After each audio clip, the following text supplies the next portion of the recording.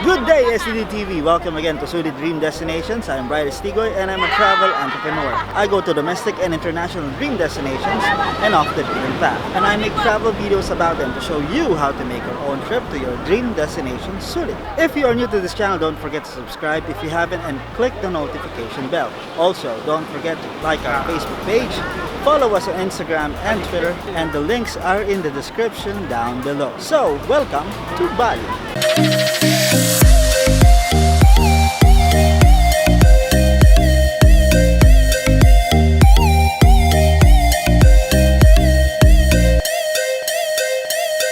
Good morning guys, it's swimming time. Before we start our day 2, experience muna natin ang swimming pool. Alright, mag-breakfast muna kami. Kain lang saglit, tapos alis na. Napakaganda ng view kasi tabi ng kainan namin, nandito yung palayan. Dito nanggagaling yung kanin na kakainin namin. Tanim nila, kain namin. Hindi na sila mag-aangkat. Kasi late lang ng palayan eh. At tinitipid nila yung kakainin namin. Based sa breakfast menu na nakita ko, wala naman kami kakainin kanin. So siguro ito ay para sa lunch at dinner. So this is the breakfast of champions. Kape at pancake pa to. Pancake with strawberry jelly. No rice for today. So sa pangalawang araw namin, na kaming bedugul from Ubud. Siya ay 1.5 oras papunta ron. So dahil maaga kami nagising, pwede pang umiglip. Pero sayang din yung makikita mo sa paligid. Maganda. Iba't ibang templo. Doon magkakamukha yung mga templo kahit sa may templo. So nag-withdraw ko. Grabe guys. Dati pangarap ko lang to guys. Grabe guys, nag-withdraw ko na 2 milyon. Milyonan dito. Payaman, power. 1 milyon, 2 milyon. So nandito na kami sa area. Kaya konting minuto na lang kami ay magliliwaliw na. Okay, first stop ng init. First stop natin dito sa Handarage. So, merong pila kahit saan ka magpunta or lumingon dito sa Bali. Merong ganitong gate. Pero dito lang may magandang view kasi this is an entrance to a golf course. So, maganda yung view niya, greenery, pure, wala kang makikita sa background. You just have to wait dito sa pila. Approximately there are 20 people in front of us. So, maghihintay muna kami. Ang karaban lang dito ay init ng araw. At mag-aabang kami ng kanya-kanyang spot.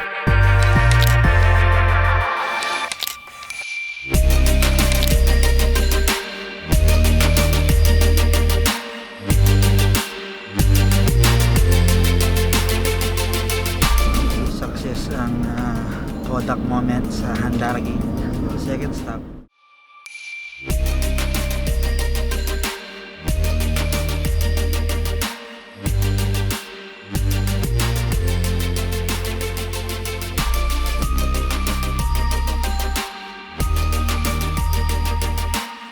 Ay, panalo dun sa sa Wanagiri.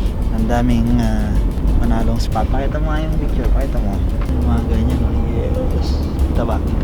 Yes, mga ganun. Maraming ganung spot doon sa Wanagiri. Pili ka na lang kung gusto mo, kuha ka sa lahat. So if you want to experience that, book kayo sa Sulit Dream Destinations. Okay, so ngayon, time check, it's past or almost 1 o'clock. Kaya panahon na para kumain muna. Dito sa lugar na to, uso rito is yung uso sa Pinas, buffet style. Kain hanggang magsawa ka sa kakalam. So mga kalsada rito mostly are zigzag kasi mountainous area na to, mataas na lugar. So we're now going sa kainan. Ito na kami sa next stop, restaurant. Indonesian vibe everywhere. Hindu all over the place. Tara, pasok tayo. Okay, so sa unang sabak, masarap. Bakit sinabi mo agad na hindi masarap? Hindi pa ako sumusubo. Ang dami ko pa naman kinuha, oh. Bari buffet naman to. Basta gutom, talo-talo na. Masarap pa magluto ka ng laki, may budget lang to. Bahala na. Hindi ko rin alam kung ano ito pinagkukuha ko. Ito na yun. Meron akong pansit, may salad. Hindi ko alam kung ano to. Alamin ko pa lang, no? Okay, kain na tayo. Okay, tapos na kumain. Busog na. Kaya lang hindi masarap. Hintay muna tayo. Malapit na tayo sa ilog. From here, next stop is Ulundano. Ito yung patong-patong. Makikita nyo naman sa video. Maganda ang temperature dito. Weather ngayon, summer season ngayon at this point in time, pero malamig. I'm in. Ano mo, tisoy yun? Huh? Sunog. Tisoy. Okay, so dito na kami sa loob ng Ulundano Temple. And ano ba yung Ulundano? Ito yun, yung patong-patong na bahay. Ay, nabubog pala. Unfortunately, bawal ang drone dito. Kaya iniwan ko na sa sasakyan yung drone. Pampabigat lang. Ayan o. Yeah! Hindi ko in-expect na malamig dito. Meron ulit gate. Tapos, malamig nga, malamig. Malamig pa dito kasi sa Japan. Oo nga. Ano ba yung pinapuntahan natin, mga langhanin nyo? Mataas na kasi yung location namin kaya malamig. Ano, picture tayo sa gate? Let's explore the area!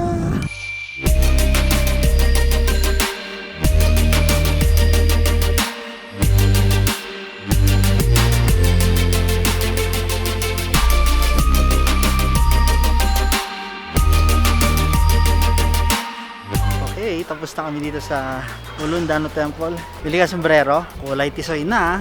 Bibili si Sweetie ng sombrero. Hindi ka bumili. Yung sombrero, yun know, para perfect ang Aura Gaming. Tsaka bukas sa Nusa Penida kung nakaganyan ka panalo. Okay, so success yung pagbili niya ng... Turista na ako.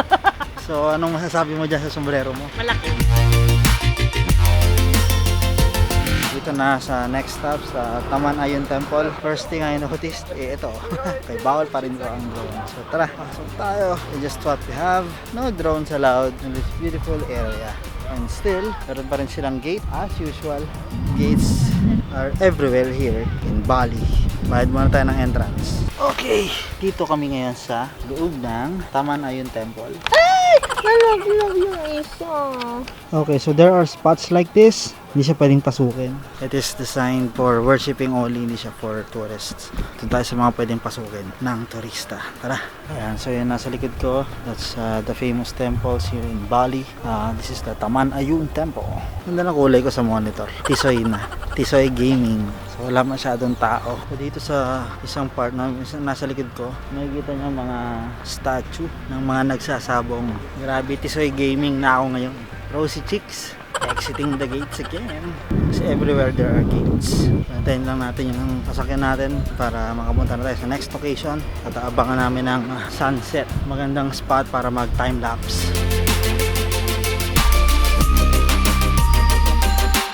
Okay, dito na kami sa aming huling hinto sa English last stop. So, papasok na kami sa, or actually nakapasok na kami sa entrance ng compound nitong Tanalot. Pero malaking area ito eh. Before makapunta dun sa mismong temple, dadaanan natin tong area ng mga arts. So Bali is known for different kinds of artworks. Abstract, landscape, paintings.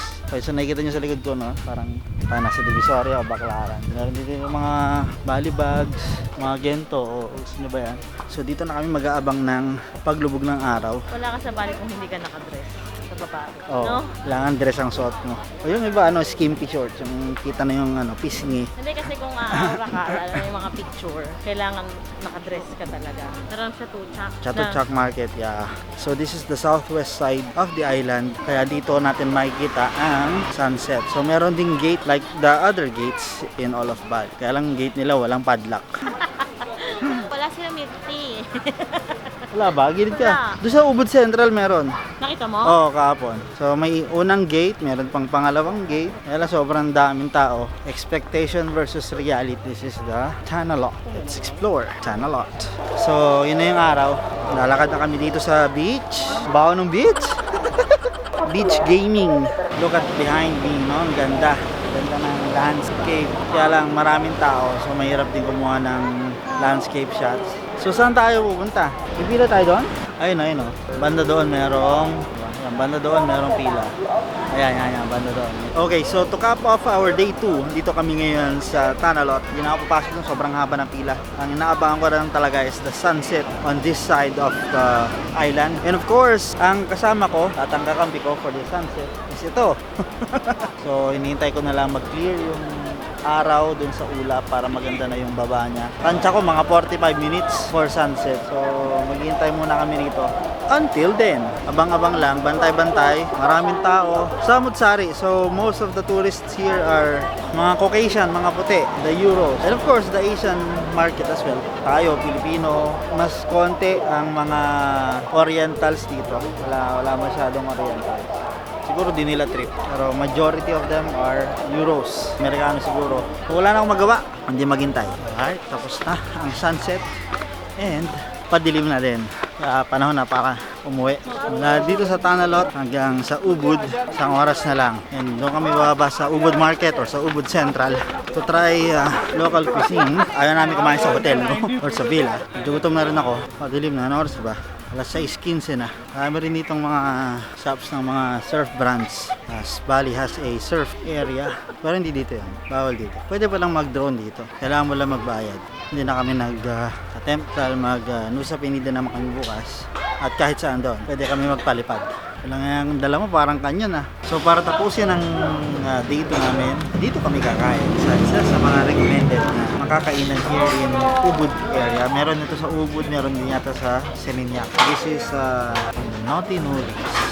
Ang nirecommend sa amin are their barbecues and steaks. Pero, dahil masakit ang ngipin ko, I don't feel eating steak. Okay, so we'll try their spare ribs and say Bobby. Bobby is baboy. Oink, oink. And hintayin namin kung anong isa-serve sa amin para ma-judge na natin kung masarap ang pagkain dito sa Naughty Noodles, Warong Ubud. Busog naman, kaya lang, dami nung say Bobby, dami. Hindi ko pa naubos. So, taxi na kami. Dito na ako. Napasok na tayo. Siguraduhin kong tama yung papasokin kong pinto. Gabi na kami dumating. So pagpasok sa main gate, may isa pang gate. Okay, tama. Ito ako sa Suite 1. Hinahanap ko pa yung susi. Ito ko na susi. Pasok sa banga! Ang galing. Alinis nila. Ang galing. Grabe guys. Malinis na yung kwarto. Panibagong tubig. Ito pa yung chips ko. Alright. Okay. Tonight, as you all know, chat na sa akin ng aking mga empleyado. Kailangan na nila ng tulong. Napaggamit muna, mag-charge sa mga bagay-bagay. Halos maubos lahat ng batteries ko. Buti na lang at nagkasya. Sakto, yung last battery umabot. Hanggang dito sa loob. Hinintay ko na lang si Sweetie kasi kailangan namin ihanda yung breakfast namin for tomorrow kasi maaga kami pipick upin. We will be going to Nusa Penida for our day 3 tour. As much as we want to tour lahat ng mga grabeng gagandang mga destinations dito sa Bali, we have limited time. As you know, meron akong negosyo pinapatakbo and hindi ako pwede mawala ng matagal sa Manila. So, I'll set aside the full tour ng Bali ko in the future, in the next coming months or maybe next year, na talagang yung tour ko is lahat ng mapupuntahan dito hanggang pati mga bagong destinations yun pupuntahan natin.